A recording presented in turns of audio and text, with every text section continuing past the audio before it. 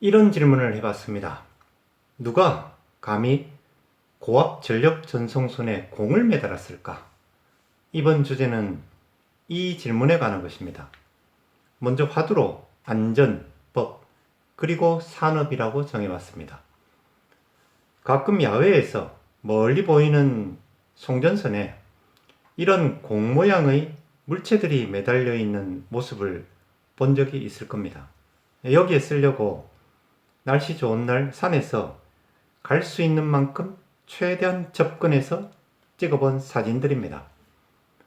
그런데 만약 어린이들이 보면 저게 뭐냐고 질문할 수도 있을 겁니다.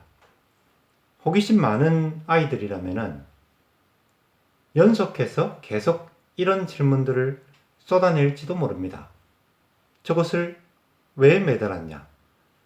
볼거리를 제공하는 것이냐? 인생 사진 찍는 용이냐?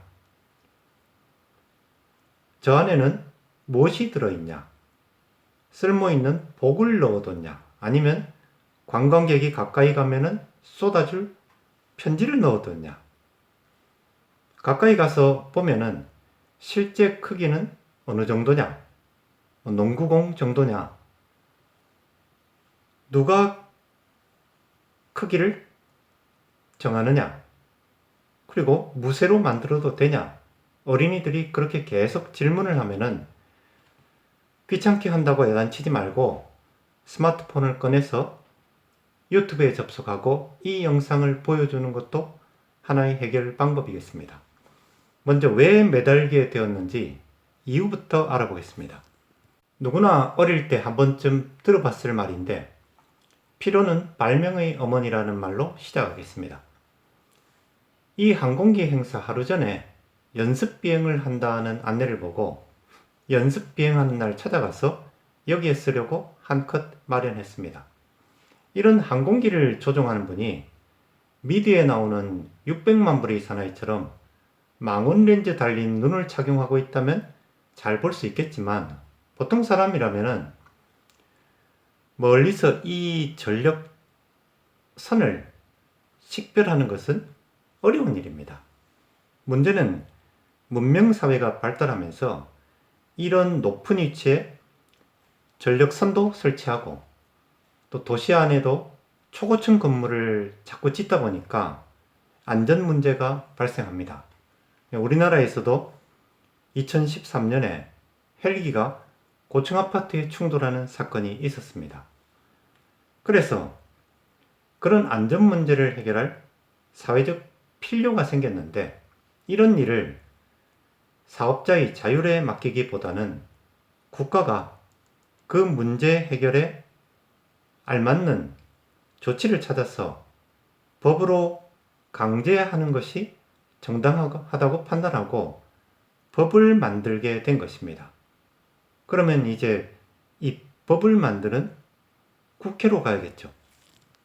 국회에 왔습니다. 국회는 그런 안전 문제를 다룰 규정을 항공법에 규정했었는데 나중에 항공법을 4개의 법률로 세분화하면서 지금은 공항시설법 36조에 항공장애 표시 등의 설치 등 이런 제목으로 규정이 되어 있습니다. 이 등은 밤을 밝혀주는 빛을 의미하고 이 등은 여러 가지를 뜻합니다. 이런 법률은 국회 본회의를 통과해야 시행할 수 있습니다. 그런데 이런 법은 세세한 내용까지 규정하진 않기 때문에 이제 행정부 소속 국토교통부로 가면은 부령으로 공항시설법을 위반하지 않는 범위 내에서 이 법을 시행하는데 필요한 좀 더 세부적인 내용들을 규정하는데 이 법하고 다른 점은 국회 본회의를 통과할 필요 없습니다. 이 시행규칙 28조는 항공장애 표시 등 및 항공장애 주간 표지의 설치라는 규정인데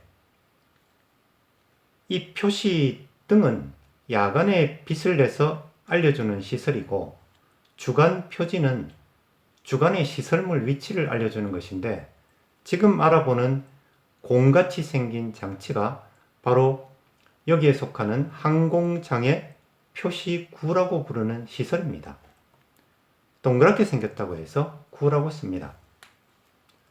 이제 설치에 관해서 더 자세하게 설명한 규정은 이 항공장애물 관리 및 비행 안전 확인 기준입니다. 여기에 있는 이 고시라는 단어는 기술 고등고시라고 할 때 그 고시가 아니고 행정기관이 국민에게 뭔가를 글로 표현해서 알려준다는 한자입니다. 이 고시 40조가 표지물의 설치라는 규정인데 이 그림 4의 14에는 이런 형태로 만들라는 예시를 보여주고 그림 4의 15에는 이런 모양으로 매달으라고 알려줍니다. 이렇게 각종 규정들 설명을 마치면서 엔지니어들이 알아둘 만한 법률 상식 한 가지를 보면 여기 국가배상법 제2조에 국가가 직무를 집행하면서 법령을 위반하여 이런 문구를 써뒀는데 여기서 이 법은 이런 것이고 령은 이런 것을 말합니다. 법과 령은 이렇게 다른 것입니다. 일단 이렇게 법과 령, 시행규칙입니다. 그리고 고시까지 만들어서 시행을 하게 되니까 이제 누군가는 제작을 해야 되겠죠. 그래서 제작 기업이 자연스럽게 설립되고 그런 기업은 이 국토교통부가 고시한 이 규정에 맞게 항공장애 표시구를 제작하고 설치하는데 제품에 대한 더욱 자세한 규격을 알고 싶다면 관련 기업 홈페이지에 접속해서 기업이 제공하는 상세한 자료를 보면 됩니다. 이렇게 제품을 사용하다 보면 엔지니어들은 자연스럽게 성능 개선 욕망을 가지게 되고 그 결과들을 찾아보면 한전이 2011년에는 실용신안을 출원했었고 2017년에는 말레이시아 국제 발명품 전시회에서 자체 발광 기능을 추가한 항공장애 표시구를 발표해서 상을 받기도 했습니다.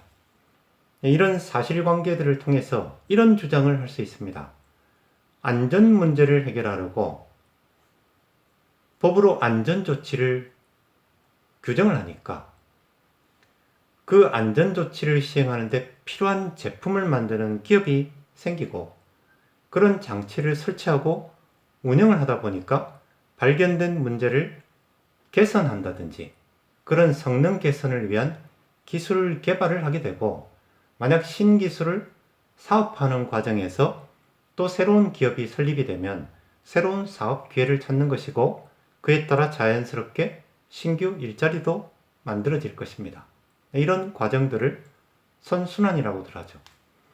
처음에 감히 누가 전성손에 공을 매달았냐고 질문을 했었는데 정답은 원칙적으로는 이 공항시설법 36조 1항 앞쪽에 국토교통부 장관 또는 사업시행자라고 규정되어 있습니다.